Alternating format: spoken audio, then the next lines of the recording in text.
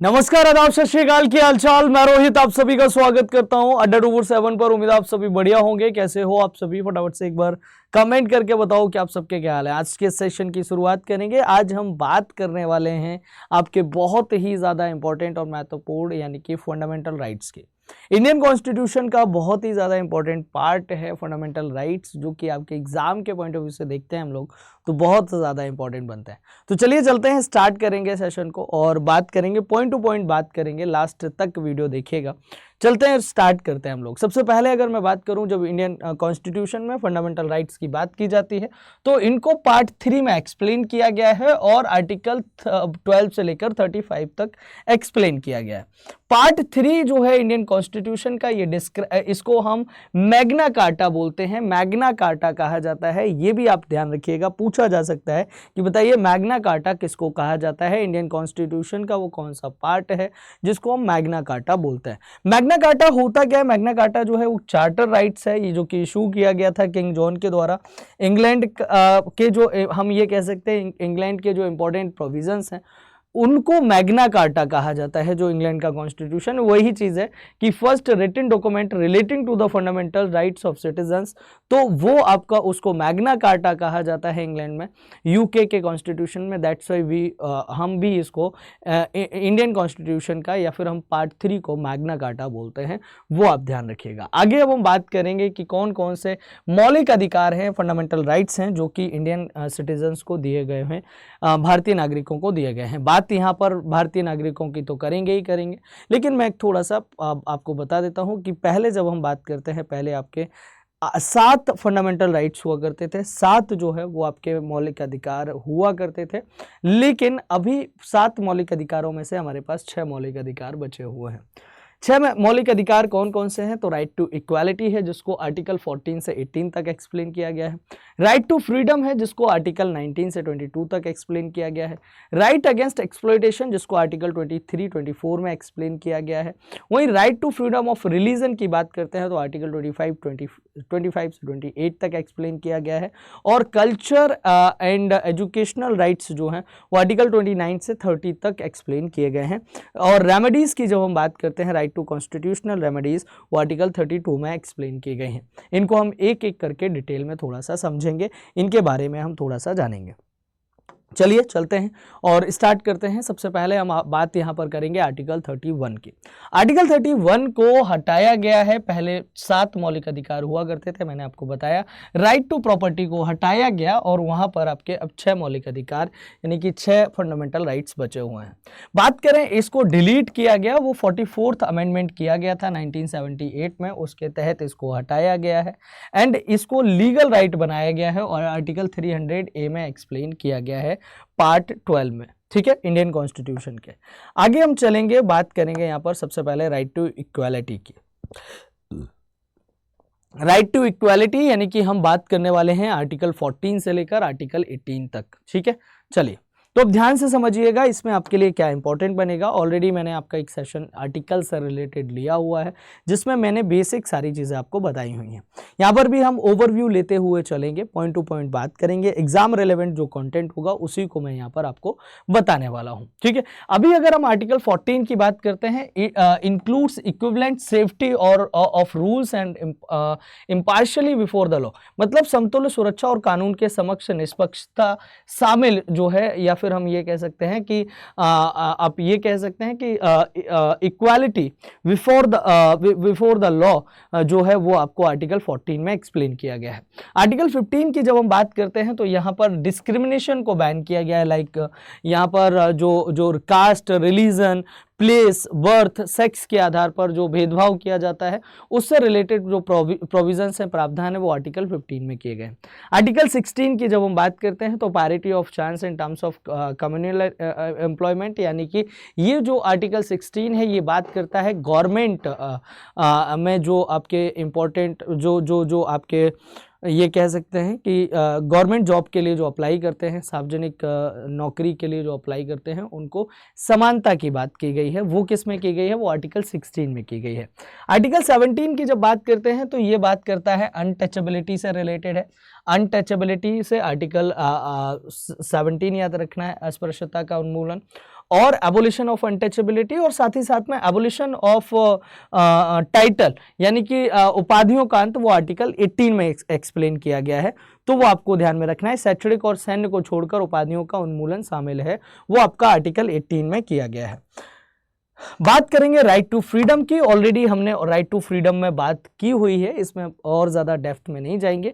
Articles वाली class में मैंने आपको सब कुछ एक्सप्लेन हालांकि किया हुआ है, लेकिन फिर भी मैं आपको इसमें बेसिक सी चीज़ें बता दे रहा हूँ, तो वो आपको यहाँ पर देखना बहुत बहुत ज़्यादा ज़रूरी है। ठीक है, तो उसकी हम यहाँ पर बात कर लेंगे। अभी चलते हैं यहाँ पर आर्टिकल 19 में अगर हम बात करें, आप असेंबल हो सकते हैं, आप बोलने की स्वतंत्रता दी गई, आप मूवमेंट कर सकते हैं, आप एसोसिएशन बना सकते हैं, आप प्रोफेशन में जा सकते हैं, आप निवास कर सकते हैं। ये सभी प्रोविजंस जो हैं वो किए गए हैं। हालांकि मैंने आर्टिकल वाली क्लास में इनका 19A, 19B, 19C इन सभी को बहुत डिटेल में और अच्छे से एक्सप्लेन किया हुआ है। आर्टिकल 20 की बात कर लेते हैं, जो कि include safety in opinion for crimes, मतलब अपराधों के लिए एक राय में सुरक्षा शामिल की गई है, वो अनुच्छेद 20 में। आर्टिकल 21 थोड़ा सा इंपॉर्टेंट हो जाता है, क्योंकि आर्टिकल 21 जो है वो safety of life and personal liberty की बात करता है, राइट टू लाइफ की बात करता है।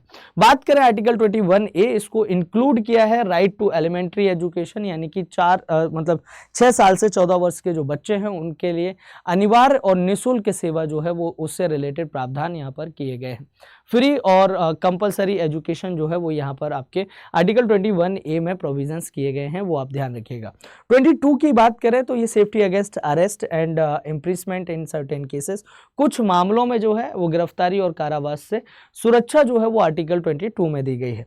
बढ़िया है, ये आपको यहाँ से ध्यान में रखना है। फिर हम बात कर लेते हैं राइट अगेंस्ट एक्सप्लॉयटेशन, यानी कि आर्टिकल 23 से 24 तक, जिसमें बात की गई है यहाँ पर अगर हम बात करें, अनैच्छिक मानव और श्रम व्यापार पर प्रतिबंध लगाया गया, मानव तस्करी बोल सकते हैं आप, कि यहाँ पर includes ban on traffic in involuntary human beings and labour. इसके साथ ही साथ में आर्टिकल 24 की जब हम बात करते हैं तो इसमें जो है वो आपके 14 साल से, या फिर आप ये कह सकते हैं बलात् श्रम, बाल श्रम के प्रोविजंस जो हैं वो यहाँ पर किए गए हैं, कि प्रतिबंध लगाया गया है 14 साल से कम आयु के बच्चे, वो आपके फैक्ट्री बोलें, आप कारखाने बोल लें, कम मतलब कंपनियां बोल लें, उसमें कम उम्र के जो बच्चे हैं उनके लिए यहाँ पर प्रतिबंध लगाया गया है, वो आप ध्यान रखिएगा। आगे बात करें आर्टिकल 25 की, जो कि यहाँ पर राइट टू फ्रीडम हम अभी अब डिस्कस कर रहे हैं, right to freedom of religion. अभी हम इसमें डिस्कस कर चुके हैं, राइट टू अगेंस्ट एक्सप्लॉयटेशन कर चुके हैं, हम यहाँ पर डिस्कशन कर चुके हैं, राइट टू फ्रीडम डिस्कस किया है हमने, राइट टू इक्वालिटी हम डिस्कस कर चुके हैं, और अब हम बात कर रहे हैं right to freedom of religion की। तो जब हम right to freedom of religion की बात करते हैं तो आर्टिकल 25 जो है वो कहता है freedom of ethics and free occupation, propagation and practice of religion, मतलब आप धर्म और व्यवसाय जो है वो कर सकते हैं, प्रचार प्रसार कर सकते हैं। अब देखेंगे इंडिया में बाबाओं की कमी नहीं है इंडिया में बहुत सारे ज्ञानियों महापुरुषों की कमी नहीं है, क्योंकि हमारा इंडियन कॉन्स्टिट्यूशन पावर देता है कि आप जाइए, आप करिए प्रैक्टिस, हमें कोई दिक्कत नहीं है। ठीक है, तो है ना, आर्टिकल 25 आप ध्यान रखना। बाकी नैतिकता और ये सारी चीजें आर्टिकल 25 में मैंने आपको बताई। Includes freedom to bring about spiritual affairs, आप फ्री हैं, आप आध्यात्मिक मामलों में फ्री हैं एकदम, आप कर सकते हैं, हाँ महात्मा बन सकते हैं, हमारा इंडियन कॉन्स्टिट्यूशन कहता है, फ्री किया हुआ है, कोई किसी भी तरीके से पाबंदी नहीं। आप मुस्लिम है ना, आप अपने मुस्लिम चीज़ों को फॉलो करिए, आप हिंदू हैं, हिंदू के उसमें जाइए, आप क्रिश्चियन हैं, आप क्रिश्चियनिटी को फॉलो करिए, कोई ज़बरदस्ती नहीं है, कोई जोर ज़बरदस्ती नहीं है कि आपको एक ही इस धर्म को फॉलो करना है। आप जिस भी रिलीजन के हैं, इंडियन कॉन्स्टिट्यूशन आपको बराबर मान्यता देता है, इक्वालिटी देता है, और आपके धर्म का सम्मान जो है वो इंडियन कॉन्स्टिट्यूशन करता है, हम ये कह सकते हैं, क्योंकि इंडियन कॉन्स्टिट्यूशन इक्वालिटी की बात करता है, और यहाँ पर इसको जो पढ़ते हैं वो भी बराबर की ही लगभग में बात करते हैं, तो वो आपको यहाँ से ध्यान में रखना है। आर्टिकल 27 की जब हम बात करते हैं तो freedom from the payment of taxes of the elevation of any religious affair, मतलब धार्मिक मामलों के संबंध में आपसे कर नहीं लिया जाएगा, कर मुक्ति दी गई है, टैक्स फ्री किया गया है। Freedom of being present with spiritual instruction verse a particular educational institute, आप जैसे मदरसा वगैरह और इस सब चीज़ों के नाम आपने सुने होंगे, तो उसके लिए भी आप फ्री हैं। इंडियन कॉन्स्टिट्यूशन आपको फ्री रखता है एकदम, जाइए आराम से मस्ती से आप पढ़ाई करिए, आप आप पंडित बनने, आप शास्त्री बनना चाहते हैं, आप शास्त्रार्थ सीखना चाहते हैं, ठीक है, आप शास्त्रों के ज्ञाता बनना चाहते हैं, आप किसी एक पर्टिकुलर रिलीजन में जाके उसमें और अच्छे से नॉलेज लेना चाहते हैं, तो वो आप कर सकते हैं। ये इंडियन कॉन्स्टिट्यूशन पावर देता है और आर्टिकल 28 के तहत देता है। आगे 29 की बात करते हैं तो safety of script, language and culture सब ग्रुप्स की बात की गई। यहाँ पर कल्चर एंड एजुकेशन राइट्स की बात की गई, आर्टिकल 29। आर्टिकल 30 सब groups of create and manage educational institutions जो है वो उसकी बात की गई है, ये आप ध्यान रखिएगा। बात कर लेते हैं यहाँ पर राइट टू कॉन्स्टिट्यूशनल रेमेडीज की। मैंने आपको बताया कि आर्टिकल 31 को हटाया गया और उसको क्या बनाया गया, लीगल राइट बनाया गया है। आर्टिकल 32 जो है यहाँ पर रिट्स की बात करता है, मौलिक अधिकारों के कार्यान्वयन के लिए सर्वोच्च न्यायालय की ओर जाने का अधिकार जो है वो दिया गया है। किसको दिया गया है, सभी को दिया गया है, आर्टिकल 32। सो ये आप ध्यान रखिएगा, towards move towards the supreme court for the implementation of fundamental rights counting the writs of death. ये आपकी रिट्स हैं, ये रिट्स हैं। अभी मैं आपको बताऊं कि आर्टिकल 32 जो है वो रिसेंट में अरविंद केजरीवाल जी को अरेस्ट किया गया है ईडी के द्वारा। तो इस पर अरविंद केजरीवाल जी ने रुख किया, पहले हाई कोर्ट गए थे, दिल्ली हाई कोर्ट, और उसके बाद में उन्होंने रुख किया, वो सुप्रीम कोर्ट की तरफ गए और उन्होंने वहाँ पर एक अपील डाली हुई थी कि उस पर सुनवाई हो। हालांकि फिर उन्होंने उनके जो एडवोकेट थे उन्होंने उस अपील को वापस ले लिया, तो उसमें वो नहीं है, लेकिन आर्टिकल 32 वो चर्चा में था थोड़ा सा उस टाइम पे, ठीक है।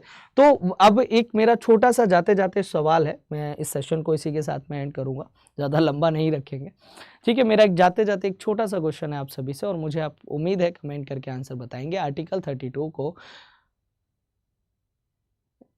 डॉक्टर भीमराव अंबेडकर साहब जी के द्वारा क्या कहा गया है? चलिए, थैंक यू सो मच, जय हिंद, बाय रिकॉल ऑफ यू। आप सभी अपना ध्यान रखिएगा, इसका आंसर तो आप देंगे ही देंगे, साथ ही साथ में ये भी बताइएगा ये सेशन आपको कैसा लगा और आपके लिए कितना हेल्पफुल रहा। जय हिंद।